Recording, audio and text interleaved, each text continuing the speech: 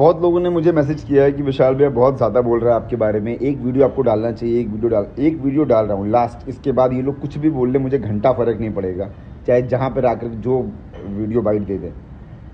आज सुबह सुबह मैंने इसका एक इंटरव्यू देखा कि तू मेरे से ज़्यादा स्मार्ट है क्या?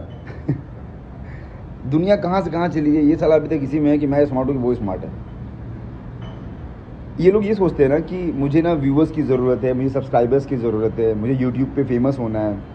अभी जब मैंने पहला वीडियो बनाया था ना, तभी मेरे चैनल पे ना 3 सब्सक्राइबर से 10,000 पहुंच गया था। उसके बाद भी मैंने कभी बीच में वीडियोस नहीं डाला, क्योंकि मुझे ये करना ही नहीं था।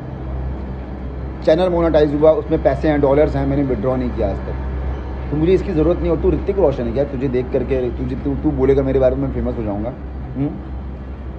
Let it be. मैं थोड़ी देर में लिंक शेयर करूंगा, वीडियो आप लोग देखिएगा।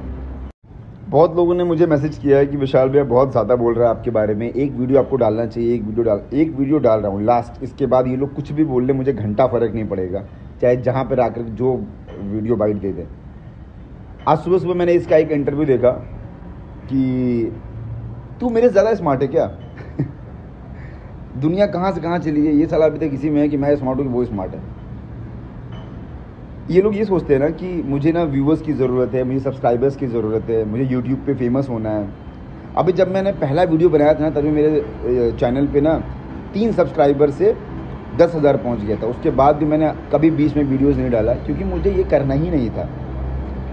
चैनल मोनेटाइज हुआ, उसमें पैसे हैं, डॉलर्स हैं, मैंने विड्रॉ नहीं किया आज तक। तो मुझे इसकी ज़रूरत नहीं। और तू ऋतिक रोशन है क्या? तुझे देख करके तू बोलेगा मेरे बारे में फेमस हो जाऊँगा? Let it be. मैं थोड़ी देर में लिंक शेयर करूंगा, वीडियो आप लोग देखिएगा। मित्रों नमस्कार। जानकारी कैसी लगी अपनी राय कमेंट में जरूर दें। वीडियो को लाइक और चैनल को सब्सक्राइब कर दें।